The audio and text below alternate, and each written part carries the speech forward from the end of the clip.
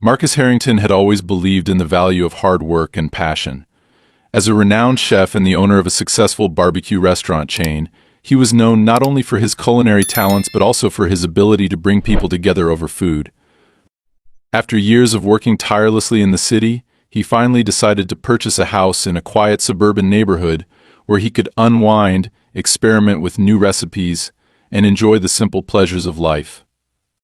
The property was everything he had dreamed of: a spacious backyard with enough room for a custom grill setup, surrounded by trees that offered both privacy and inspiration. It was his sanctuary, a place where he could reconnect with nature and focus on perfecting his craft. From the moment he moved in, Marcus made it clear he was there to stay. He spent days transforming the backyard into a chef's haven.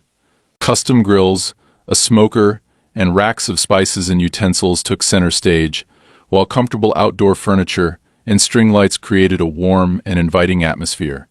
His cat, Luna, a sleek gray tabby with a curious streak, was his constant companion, weaving between his legs as he worked. Luna had been with Marcus through thick and thin, and now she seemed to share his excitement for their new home. Together, they settled into a routine: early mornings spent brainstorming new recipes, afternoons experimenting with ingredients, and evenings enjoying the fruits of his labor under the fading light of the sun. Marcus's arrival didn't go unnoticed by his neighbors. Most were polite, offering smiles and the occasional wave as he unloaded his equipment and groceries. However, one neighbor in particular stood out: Patricia Worthington. She lived 2 houses down in a pristine white colonial-style home with a perfectly manicured lawn and an air of authority that seemed to dominate the block. Patricia's reputation had preceded her, with whispers from other neighbors warning Marcus that she had a habit of imposing her will on others. Whether it was organizing block parties or enforcing rules about lawn maintenance, Patricia always made sure she was at the center of the community. Marcus, however, paid little attention to the warnings. He wasn't one to be intimidated by overbearing personalities, and he figured as long as he kept to himself, there would be no problems. That assumption was shattered during Marcus's first weekend in the neighborhood. Wanting to celebrate his move, he invited a small group of friends over for a backyard barbecue. The smell of smoked ribs and grilled vegetables wafted through the air as laughter echoed from the yard. Marcus felt a deep sense of satisfaction as his friends complimented his cooking and marveled at his new setup. It was the kind of evening he had envisioned when he purchased the house, one filled with good food, good company, and peace. But just as the sun began to set, painting the sky in hues of orange and pink, an unexpected guest arrived. Patricia appeared at the edge of his yard, her hands on her hips and her expression set in a mask of disapproval. She was dressed impeccably, as though she had just come from a country club meeting, and her presence immediately silenced the group. Marcus excused himself and approached her with a polite smile, unsure of what to expect. "Good evening," Marcus greeted her. "Can I help you?" Patricia's gaze swept over the backyard, lingering on the grill and the small crowd of guests. "I'm Patricia Worthington," she announced, her tone clipped. "I live just down the street. I wanted to come over and let you know that this kind of activity isn't exactly appropriate for our neighborhood." Marcus blinked, caught off guard. "I'm sorry, I don't understand. What kind of activity?" Patricia gestured vaguely toward the smoke rising from the grill. "Open flames, large gatherings, noise none of it aligns with the standards we maintain here. This is a family neighborhood, not a commercial zone. Surely you understand the importance of respecting those around you." Marcus felt his patience waver but kept his tone measured. "I appreciate your concerns, Ms. Worthington, but I don't think I'm violating any rules. This is my property and I'm just having a small get-together with friends." Her lips tightened into a thin line. "Perhaps you're not aware, but there are guidelines in place to ensure everyone's comfort and safety.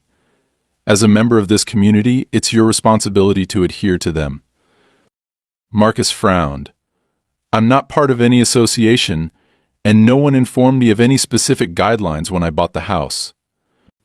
Patricia's eyes narrowed. "Ignorance doesn't absolve you from responsibility, Mr. Harrington. I suggest you review the rules and think carefully about how you proceed. This isn't just about you, it's about all of us." Without waiting for a response, she turned on her heel and walked away, leaving Marcus standing in stunned silence. The evening resumed, but the mood had shifted. His friends offered words of support, dismissing Patricia as a busybody with too much time on her hands. But Marcus couldn't shake the encounter. It wasn't just her words that bothered him, it was the veiled threat beneath them, the implication that his way of life might not be welcome here. Over the next few days, Marcus tried to put the incident out of his mind. He busied himself with work, testing new recipes and finalizing plans for an upcoming restaurant launch. But Patricia wasn't finished. A letter appeared in his mailbox, accusing him of violating unspecified community standards and demanding he cease all outdoor cooking until further notice. Then came the complaints. One neighbor mentioned Patricia had been asking intrusive questions about Marcus's profession and lifestyle, while another warned that she had started spreading rumors about health hazards from the smoke emanating from his yard. Marcus realized this wasn't going to be a simple misunderstanding that would blow over. Patricia was determined to make him an enemy, and her methods were escalating. What began as an unpleasant confrontation was quickly turning into a campaign of intimidation. Marcus didn't know why she had chosen to target him, but one thing was clear: he wasn't going to back down. This was his home, his sanctuary, and no one, not even Patricia Worthington, was going to take that away from him. A few days after Patricia's confrontation, Marcus tried to carry on as normal, but an unsettling feeling lingered. He focused on his work, determined not to let the intrusion disrupt his peace. Early one morning, he was preparing a new batch of sauces for an upcoming menu when he noticed Luna, his cat, acting strangely.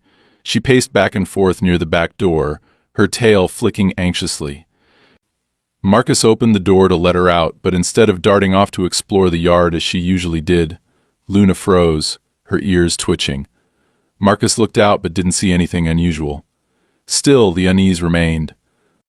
Later that day, Marcus returned from a quick trip to the grocery store to find something unsettling in his mailbox. An envelope, unmarked except for his name, had been shoved inside. Opening it, he discovered a typed letter accusing him of violating neighborhood air quality standards and demanding immediate cessation of all outdoor grilling. The letter cited health concerns and threatened legal action if Marcus continued his reckless behavior. There was no signature, no contact information, just vague language and an ultimatum. Marcus frowned, crumpled the letter, and tossed it in the trash. He wasn't about to be bullied into giving up his passion. The next morning, Luna didn't come when Marcus called her for breakfast. It wasn't unusual for her to spend time outdoors, but she rarely missed a meal. Marcus walked around the yard, calling her name, but she was nowhere to be found. Concerned, he checked the surrounding streets and even knocked on a few neighbors' doors, but no one had seen her. As the hours passed, worry turned to dread. By late afternoon, Marcus was on the verge of calling local shelters when he spotted a small shape lying near the edge of his property. He sprinted over, his heart pounding, and found Luna, her fur matted and her body trembling. She had a deep gash on her side, and her breathing was shallow. Marcus gently scooped her up and rushed her to the nearest veterinary clinic. The vet examined her and confirmed that Luna had been shot with a pellet gun. The wound wasn't fatal, but she needed immediate surgery to remove the pellet and prevent infection. As Marcus sat in the waiting room, his worry turned to anger. Someone had deliberately targeted Luna. She was an innocent, defenseless animal, and there was no mistaking the malice behind the act. His mind immediately went to Patricia.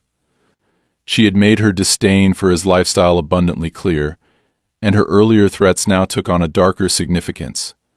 Could she really have gone this far? When Marcus returned home that evening with Luna, who was sedated and bandaged, he found another letter taped to his door.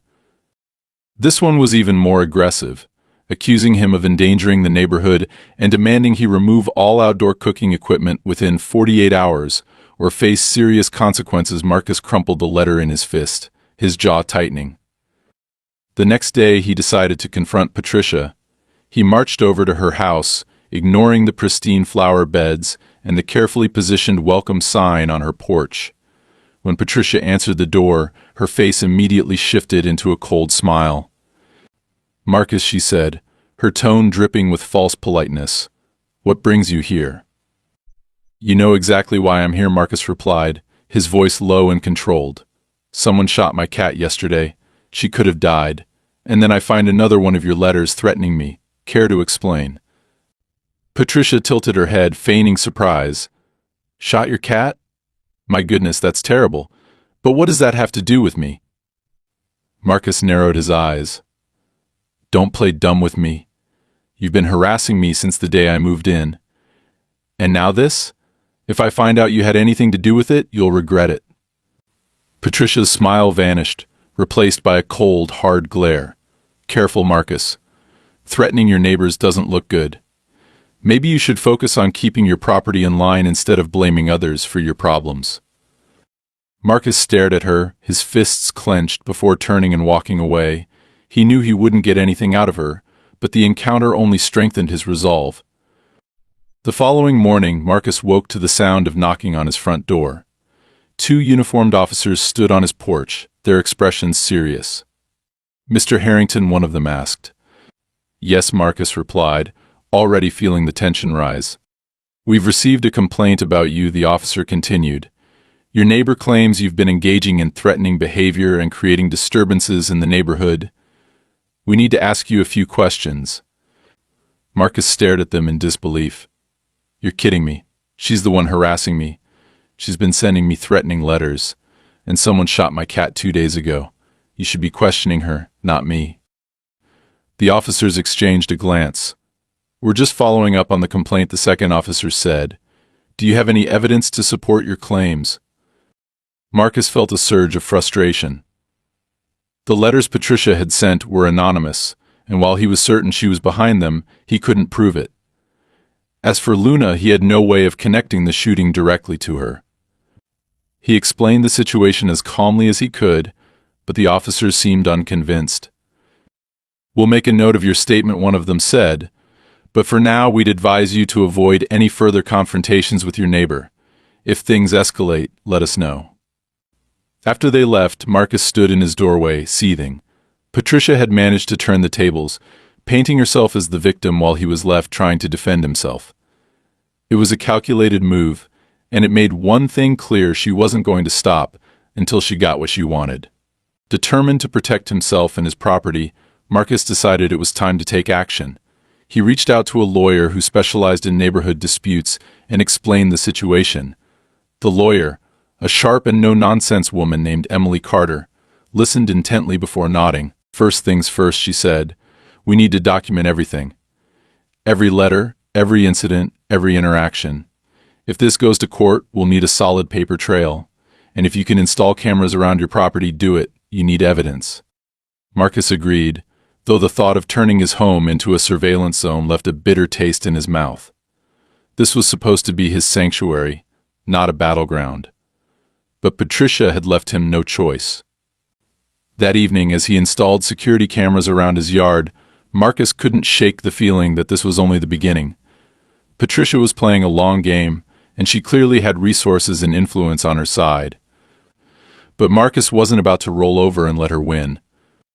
As he finished setting up the last camera, Luna padded over to him, her movements slow but steady. She rubbed against his leg, her green eyes looking up at him with quiet trust. Marcus crouched down and stroked her fur gently, his resolve hardening. "No one messes with us, Luna," he murmured. "Not her. Not anyone." It was a quiet promise, but one he intended to keep. Whatever Patricia had planned, Marcus was ready to fight back. A week after installing the security cameras, Marcus started noticing things he might have otherwise missed. Subtle changes to his property began to surface: branches broken off trees along the edge of his backyard, a small pile of dirt that hadn't been there before, and scuff marks on his fence. At first he chalked it up to his imagination or neighborhood kids cutting through his yard, but the footage told a different story. One evening, as Marcus reviewed the recordings, he saw a figure approach his backyard around midnight. The person wore dark clothing and moved quickly, as though they knew exactly where they were going. They knelt near the edge of his outdoor grill station, appearing to tamper with something before slipping away into the shadows. Marcus felt a chill run down his spine. He rewound the footage and watched it again, this time paying closer attention to the figure's movements. It wasn't just a random act of vandalism. Whoever it was had a purpose. The next morning, Marcus inspected the area the person had tampered with. Beneath the grill station, he found a small black device taped to the underside of the structure. It was no larger than a deck of cards and had a blinking red light. Marcus carefully removed it and brought it inside, his mind racing. Was it a tracker? A camera? He had no idea, but it felt like another escalation in Patricia's campaign against him. Marcus contacted Emily, his lawyer, and described what he'd found. She advised him to document everything and contact the police immediately. Even if they don't take it seriously, we need to create a record, she said firmly. Marcus followed her advice, though he wasn't optimistic about the police response given their previous indifference. An officer arrived later that afternoon and examined the device. His reaction was less than reassuring. Could be anything, he said with a shrug. Probably just some kids messing around. We'll file a report, but there's not much we can do unless you catch someone in the act. Frustrated but undeterred, Marcus decided to take matters into his own hands. He replaced the cameras with higher resolution models and installed motion-activated lights around the perimeter of his property. He also began keeping a notebook to log every incident, no matter how small. If Patricia thought she could wear him down through intimidation, she was sorely mistaken. That night, Marcus heard a faint noise coming from the backyard. It was a metallic clink, followed by a rustling sound. Grabbing a flashlight, he stepped outside and scanned the yard. The motion lights had been triggered, but no one was in sight. However, when he checked the grill station, he found fresh scratches on the metal surface, as though someone had tried to pry it open. The next day, Marcus reviewed the camera footage again. This time, two figures appeared, both dressed in dark clothing and wearing gloves. They worked quickly, attempting to dismantle part of the grill station before being startled by the motion lights and fleeing. Marcus forwarded the footage to Emily, who was now as invested in the case as he was. This is no longer just about harassment, she said during their next meeting. They're escalating. We need to hit back harder. Emily began drafting a formal complaint and sent a cease and desist letter to Patricia, warning her that any further interference would result in legal action. But Patricia wasn't easily intimidated. In fact, her response came in the form of another letter, this one far more threatening. It accused Marcus of violating zoning laws and claimed that his property was under investigation for illegal modifications. The letter stated that he would need to cease all outdoor activities and dismantle his grill station immediately or face hefty fines. Marcus suspected that Patricia was behind this so-called investigation, using her connections to weaponize local bureaucracy against him. It was a classic tactic: bury him in red tape until he either gave up or made a mistake that could be used against him. The timing couldn't have been worse. Marcus's restaurant was already dealing with a series of sudden inspections, and now his personal sanctuary was under siege as well. He felt like he was fighting a war on two fronts, with Patricia orchestrating both battles from the shadows. One afternoon, as Marcus was cleaning up his backyard, a delivery truck pulled up in front of his house. The driver handed him a package, no return address, just his name scrawled across the top. Inside, he found a charred piece of metal that looked like it had been ripped from a barbecue grill, along with a note that read, "Quit while you still can." Marcus's hands shook as he stared at the note. This wasn't just a threat, it was a warning. Someone was trying to send a message, and they weren't bothering to hide their intentions anymore. He immediately called Emily, who urged him to stay vigilant and avoid any direct confrontations. "They're trying to provoke you," she said. "Don't give them the satisfaction." That night, Marcus couldn't sleep.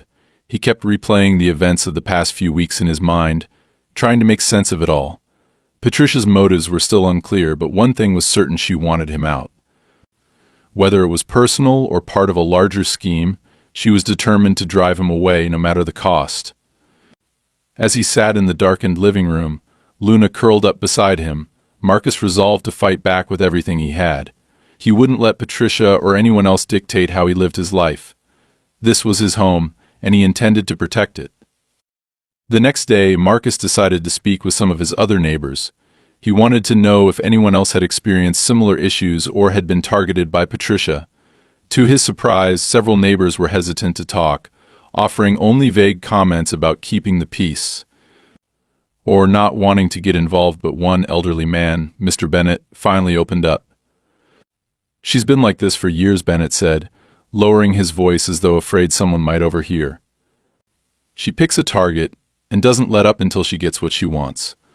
A few years back, she drove out the Thompsons, claimed their dog was a danger to the community. Then there was the Johnson family. She said their landscaping violated aesthetic standards and fined them until they couldn't take it anymore. Why does she do it? Marcus asked, his frustration evident. Bennett hesitated before answering. Control. She likes to feel in charge, and if you don't fall in line, she makes your life hell. But there's something different about your case. She seems angrier, more determined.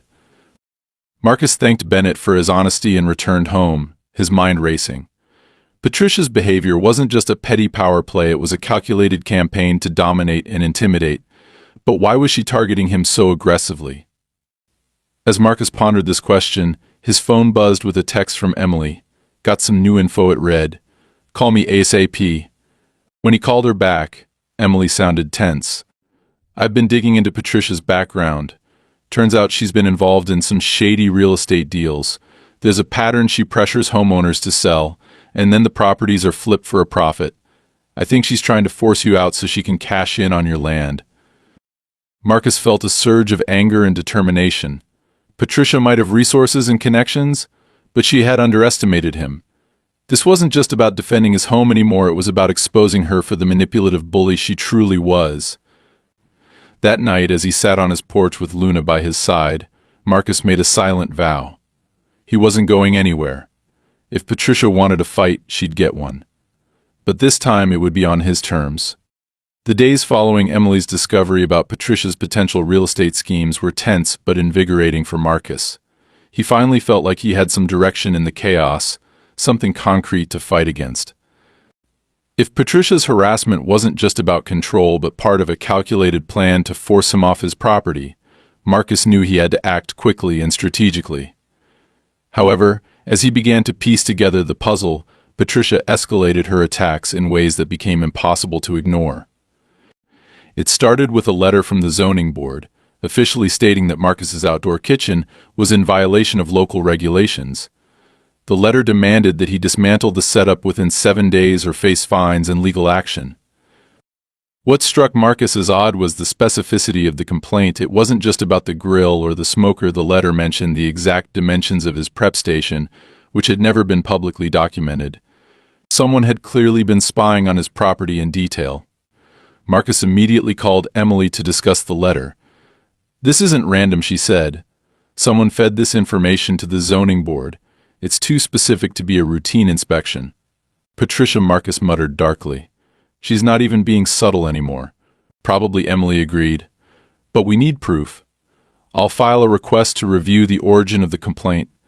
In the meantime, don't dismantle anything. Let's see if we can hold this off. The next incident came the very next day. Marcus woke to find a group of contractors unloading equipment onto his property. When he ran outside to confront them, they casually pointed to a set of laminated permits taped to one of their trucks. We're here to install a community fence, the foreman explained, motioning toward the back edge of Marcus's property. You'll have to speak with the neighborhood representative if you've got an issue. We're just doing our job. What fence? Marcus demanded, snatching one of the papers. Sure enough, it bore Patricia's name, claiming that the fence was part of a neighborhood improvement project. The permits were technically legal but riddled with vague language about common use areas. Marcus knew the wording was intentional, just another way for Patricia to claim control over his property under the guise of community betterment. Emily was furious when Marcus told her. She's testing boundaries, trying to see how much she can get away with before you break. Don't let her. Document everything. Take pictures of the contractors, and don't let them do any work until we challenge this. Marcus spent the entire morning blocking the workers' access to his yard, standing his ground as they argued and threatened to call the police. He was prepared to argue right back, but eventually they packed up and left, clearly frustrated by his persistence. The relief was short-lived, however. That afternoon, Marcus received a visit from 2 men in suits claiming to be city inspectors. They stated they were there to evaluate the safety concerns of his outdoor kitchen. Unlike the contractors, these men were sharp and professional, their questions pointed and deliberate. They asked about everything: ventilation, fire risks, even the materials used for his prep tables. Marcus couldn't shake the feeling that their visit wasn't standard procedure. When he asked for identification, one of them hesitated for just a moment too long before producing a badge. It seemed legitimate, but Marcus made a note of their names just in case. By the time they left, Marcus was exhausted and more suspicious than ever. Patricia's reach was clearly deeper than he'd anticipated, and her tactics were becoming increasingly sophisticated. That night, he sat down with Emily to go over everything that had happened. "She's not just trying to drive you out," Emily said grimly. "She's trying to exhaust you financially, emotionally, legally. If you give up, she wins without having to lift a finger." "But why go through all this trouble?" Marcus asked, shaking his head. "I don't get it. What's so special about my property?" Emily hesitated before answering. "It's not just your property. I did some digging into the development plans for this area. Turns out there's a proposal for a luxury housing complex in the works, one that would extend right into your backyard. If Patricia can get you out of here, she stands to make a fortune." Marcus felt his anger flare. "So this is all about money? She's terrorizing me and everyone else just to line her pockets." "Money and power," Emily corrected. "She's got her fingers in a lot of pies, and you're standing in the way of her next big payday."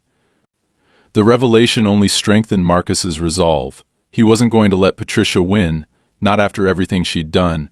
But he also knew that going head-to-head with her wasn't enough. He needed to outsmart her, to expose her for the manipulative bully she was. The first step was gathering allies. Marcus started reaching out to his neighbors again, this time armed with the knowledge of Patricia's larger scheme. He shared what he'd learned about the development plans and how she was using shady tactics to force people out. To his surprise, a few neighbors began to open up, sharing their own stories of harassment and intimidation. One couple revealed that Patricia had pressured them to sell their home by threatening to report them for unauthorized renovations, even though they had all the proper permits. Another neighbor admitted that Patricia had spread rumors about their financial troubles, causing tension with their landlord. With their help, Marcus began building a case. He compiled testimonies, emails, and photographs, creating a timeline of Patricia's actions that painted a damning picture of her behavior. Emily, meanwhile, worked to uncover more about Patricia's ties to the development company. She discovered that Patricia had been receiving payments from a shell corporation linked to the project, further cementing the connection between her harassment and the proposed luxury complex. But just as Marcus started to feel like he was making progress, Patricia hit back harder than ever. Late one night, as Marcus was reviewing footage from his cameras, the feed suddenly went dark. Moments later, the sound of breaking glass echoed through the house. Marcus grabbed a flashlight and cautiously made his way to the source of the noise, finding a brick lying on his kitchen floor. Attached to it was a note that read, "Leave, or next time it won't be your window." The next morning, Marcus discovered that the wires for his security cameras had been cut. He called the police, but as usual, their response was dismissive. Without direct evidence of who had thrown the brick, there was little they could do. Emily, however, saw the incident as an opportunity. "She's getting sloppy," she said. "This kind of escalation is going to backfire on her. If we can tie this back to Patricia, it'll destroy her credibility." With Emily's help, Marcus filed for a restraining order against Patricia, citing the brick incident and her ongoing harassment. It was a small victory, but it marked a turning point. For the first time, Marcus felt like he had the upper hand. That evening, as he sat on his porch with Luna curled up in his lap, Marcus allowed himself a moment of quiet reflection. The fight was far from over, but he was no longer facing it alone. With Emily, his neighbors, and his own determination, he knew he had the strength to see it through. Patricia might have started this war, but Marcus was determined to finish it. And this time he wouldn't just defend his home, he'd make sure Patricia paid for every ounce of damage she'd caused. The tension in Marcus's life reached a boiling point as Patricia escalated her campaign of intimidation and manipulation. After the brick incident and the restraining order, Marcus thought she might back off, but he couldn't have been more wrong. Instead, her actions grew more aggressive, more calculated, and increasingly aimed at breaking him down completely. She wasn't just trying to force him out, she was sending a message: no one challenged Patricia Worthington, and walked away unscathed. It started with a visit from the fire marshal, who appeared at Marcus's doorstep unannounced. The official explained that his outdoor kitchen had been flagged as a significant fire hazard, and that, until further inspections were completed, he was required to cease all grilling activity immediately. Marcus protested, showing him the permits and safety measures he had implemented, but the marshal shook his head. "I'm just following up on complaints," he said, "and there have been a lot of them anonymous but consistent." Marcus knew exactly where those complaints were coming from. After the marshal left, he called Emily, his lawyer, who wasn't surprised. "She's leveraging every bureaucratic avenue she can find to make your life miserable," Emily said. "We'll contest it, but this kind of red tape can take weeks, maybe months to resolve. In the meantime, she's counting on you slipping up." Marcus refused to give her the satisfaction. He temporarily covered his grill and smoker and began using portable electric equipment indoors to continue his experiments. But the fire marshal's visit had a ripple effect. Soon after, Marcus's homeowner's insurance company called to inform him that they were reviewing his policy due to safety concerns flagged by local authorities. The implication was clear: if he didn't resolve the issue quickly, he risked losing his coverage entirely. The pressure was mounting, and Patricia wasn't done yet. A few days later, Marcus woke up to find his backyard defaced. His prep station had been vandalized, knives stolen, spice racks overturned, and foul-smelling liquids poured over his work surfaces. Most disturbingly, someone had scrawled the words "Get out" across the side of his smoker in thick black paint. It was a blatant act of intimidation, one designed to make him feel powerless in his own home. This time, Marcus didn't hesitate. He called the police and insisted they take the vandalism seriously. To his surprise, the responding officer seemed more sympathetic than those who had come before. "This has gone too far," the officer said as he took pictures of the damage. "You've got someone targeting you, no question about it. I'll file a report, but honestly, you might want to think about hiring private security or taking other precautions. It's clear whoever did this isn't going to stop." Emily echoed the officer's concerns when Marcus updated her. "We're dealing with someone who doesn't respect boundaries, legal, ethical, or otherwise," she said. "Patricia's gotten away with this kind of behavior for so long that she thinks she's untouchable. That makes her dangerous." Despite the warnings, Marcus refused to let fear dictate his actions. He replaced the vandalized equipment and doubled down on his efforts to gather evidence. He upgraded his security cameras yet again, this time installing backup systems that stored footage remotely. He also began recording all interactions with Patricia and her known associates, determined to build an airtight case against her. But Patricia, true to form, didn't back down. Her next move was perhaps the most audacious yet. She filed a civil lawsuit against Marcus, claiming that his grilling activities were causing irreparable harm to the neighborhood's air quality and property values. The lawsuit was filled with exaggerated claims and baseless accusations, but it was enough to create a new wave of stress for Marcus. "It's a scare tactic," Emily assured him after reviewing the filing. "She doesn't have a leg to stand on, but she's hoping this will drain your resources and wear you out. Don't let her get to you." Still, the lawsuit created an additional layer of complexity to an already overwhelming situation.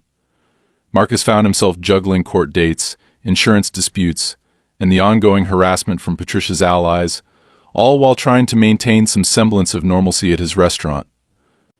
The stress was taking its toll, and even Luna seemed to sense it. The once vivacious cat had become more skittish, sticking close to Marcus's side and jumping at every sudden noise. Then came the final straw. Late one evening, Marcus returned home from the restaurant to find that someone had planted stakes with bright orange flags along the edge of his property. Attached to one of the stakes was a laminated sign that read "Survey in Progress, Proposed Development Site." It was the first time Marcus had seen Patricia's endgame laid out so plainly. She wasn't just trying to push him out, she was preparing to claim his land as part of a larger project. Enraged, Marcus called Emily, who immediately began researching the survey. What she discovered confirmed their worst fears. "This is tied to the luxury development plans I mentioned earlier," Emily explained. "The survey company is working for the same developer that's been paying Patricia. They're trying to establish new property boundaries that would effectively annex part of your land. It's not legal yet, but they're laying the groundwork." Marcus felt his anger harden into resolve. So they're not just trying to intimidate me, they're trying to steal from me. Exactly, Emily said. And if they succeed, it'll set a precedent for the rest of the neighborhood. That's why Patricia is so determined to make an example out of you. If she can break you, no one else will resist. With Emily's help, Marcus filed an emergency injunction to halt the survey and prevent any further encroachment on his property. The legal maneuver bought him some time, but it also escalated the conflict to a new level. Patricia responded by rallying her allies in the neighborhood, painting Marcus as an outsider who was standing in the way of progress. Rumors spread quickly, and Marcus began noticing hostile glances and whispered conversations whenever he ventured outside. One afternoon, as Marcus was checking the newly reinforced fences around his property, an older woman from down the street approached him hesitantly. Her name was Mrs. Calloway, and she'd lived in the neighborhood for over 30 years. "I don't know if it's my place to say this," she began, her voice trembling slightly, "but I thought you should know Patricia's been going door to door, telling people all kinds of lies about you. She's saying you're some kind of criminal, that you're dangerous. She even said you've been threatening her." Marcus shook his head, feeling a mixture of frustration and gratitude. "Thank you for telling me," he said. "I'm not surprised, but it helps to know what she's been saying." Mrs. Calloway hesitated before adding, "Not everyone believes her, you know. Some of us see through her. But most people are too scared to stand up to her. They're afraid of what she might do." That night Marcus sat in his backyard with Luna curled up beside him, staring at the glowing lights of his newly installed security system. He felt the weight of the battle pressing down on him, but he also felt a growing sense of clarity. Patricia had spent years building her empire of fear and manipulation, using her connections and influence to bully anyone who stood in her way. But for the first time, she was facing someone who wouldn't bow to her pressure. Marcus wasn't just fighting for his home anymore. He was fighting for every neighbor who had been silenced, every family who had been forced out, and every person who believed they had no choice but to give in. Patricia thought she was untouchable, but Marcus was about to prove her wrong. The courtroom buzzed with quiet tension as Marcus sat beside Emily, his lawyer. The day had finally come to confront Patricia directly, and Marcus felt a mix of anticipation and determination. Over the past weeks, Emily had worked tirelessly to gather evidence, and the case against Patricia had grown stronger by the day. They had testimonies from neighbors, documentation of her harassment, and proof of her ties to the development company. Still, Marcus knew that Patricia wouldn't go down without a fight. Patricia entered the courtroom with her usual air of superiority, dressed impeccably and flanked by her own legal team. Her expression was calm, but Marcus could see the flicker of unease in her eyes as she glanced in his direction. She had underestimated him from the start, assuming he would fold under pressure. Today she would realize her mistake. The proceedings began with Patricia's lawyer painting a picture of her as a dedicated community member, simply trying to uphold the neighborhood's standards. He described Marcus as a disruptive influence, accusing him of everything from environmental violations to aggressive behavior. Patricia nodded along, her face carefully neutral, but Marcus could see the calculated smirk hiding at the corners of her mouth. When it was Emily's turn, she wasted no time dismantling their narrative. She presented the timeline of events, starting with the anonymous letters and escalating to the vandalism, the brick through the window, and the fraudulent permits for the fence. Each piece of evidence painted a clear picture of Patricia's relentless campaign of harassment. Emily called the first witness Mr. Bennett, the elderly neighbor who had finally agreed to speak out. His voice wavered slightly as he recounted how Patricia had targeted him in the past, pressuring him to sell his home by spreading rumors and filing false complaints. "She makes your life miserable until you have no choice but to leave," he said. "It's the same thing she's doing to Marcus." Next came Mrs. Calloway, who described how Patricia had gone door to door, spreading lies about Marcus and trying to turn the neighborhood against him. "She told us he was dangerous, that he didn't belong here," Mrs. Calloway said. "But the truth is, she's the one who doesn't belong. She's a bully, plain and simple." The turning point came when Emily introduced the financial records. With the help of a private investigator, she had uncovered payments Patricia had received from a shell corporation tied to the development company. The amounts were substantial, and the dates coincided with the periods when Patricia had intensified her efforts to drive Marcus out. Emily presented the documents to the court, laying out the connections with surgical precision. Patricia's lawyer objected, claiming the payments were unrelated, but Emily didn't let up. She presented emails between Patricia and the development company, which outlined her agreement to facilitate the acquisition of properties in the neighborhood. The room fell silent as the damning evidence was displayed on the screen. Patricia's calm facade began to crack. Her lawyer tried to shift the focus back to Marcus, questioning his character and attempting to portray him as combative and uncooperative. But Emily was ready. She played the footage from Marcus's security cameras, showing the individuals who had trespassed on his property and vandalized his outdoor kitchen. Though their faces were covered, one of the intruders was wearing a jacket bearing the logo of a contractor Patricia had previously hired. It was another link in the chain, tying her directly to the harassment. As the trial continued, Patricia grew visibly agitated. She interrupted several times, insisting that she was being unfairly targeted, but her protests only made her look more desperate. When the judge asked her to explain the payments from the development company, Patricia stumbled over her words, offering vague justifications that only raised more questions. Finally, Emily delivered her closing argument.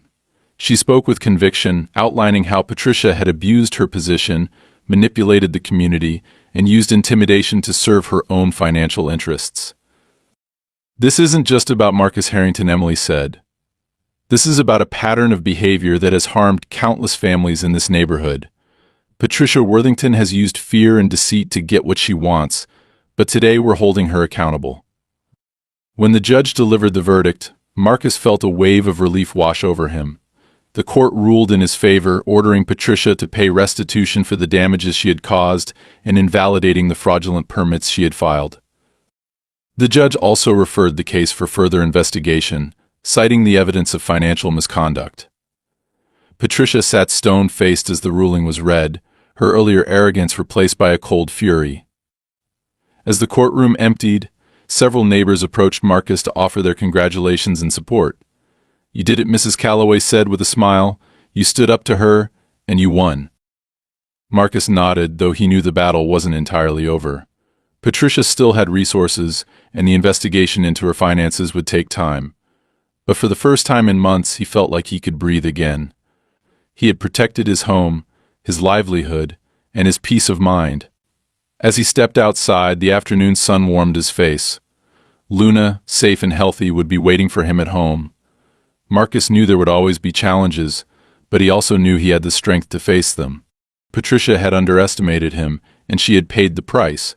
Today was a victory, not just for Marcus, but for every person who had ever been told to back down and refused. The weeks following the court's decision felt like a long-awaited exhale for Marcus. For months, his home had been a battleground, his every move scrutinized and sabotaged, but now the tide had turned. Patricia Worthington, once the self-proclaimed queen of the neighborhood, was left disgraced and isolated. Her carefully cultivated reputation had crumbled under the weight of evidence, and her influence was all but gone. The investigation into her financial dealings with the development company gained momentum. News of her schemes spread quickly through the neighborhood, and what little support she had left evaporated almost overnight. Neighbors who had once feared her began to speak out, sharing their own experiences of her bullying and manipulation. The stories painted a damning portrait of a woman who had wielded power like a weapon, using fear to maintain control. Patricia put her house up for sale within weeks of the ruling. It wasn't clear whether she was leaving by choice or because the investigation had made her position untenable, but her departure was met with quiet relief by the community. Marcus watched from his porch as the for sale sign went up in her yard, a stark symbol of her downfall. He felt no triumph in her defeat, only the satisfaction of knowing she could no longer harm anyone else. With Patricia gone, the neighborhood began to feel different. Neighbors who had once been wary of Marcus now stopped to chat when they saw him outside. Some even brought over small gifts, freshly baked cookies, a bottle of wine as gestures of apology and goodwill. Marcus accepted them graciously, though he knew trust would take time to rebuild. The scars Patricia had left on the community ran deep, but there was a sense of hope now, a belief that things could be better. For Marcus, life slowly returned to normal. He threw himself back into his work, finding solace and joy in the familiar rhythm of cooking. His outdoor kitchen, fully restored, became a hub of creativity once more. Luna, his ever-loyal companion, seemed to sense the change. She roamed the yard freely again, her playful energy a reminder of what they had both endured and overcome. To celebrate the end of the ordeal, Marcus decided to host a neighborhood barbecue. Invitations were sent out to every household, and to his surprise, nearly everyone RSVP'd.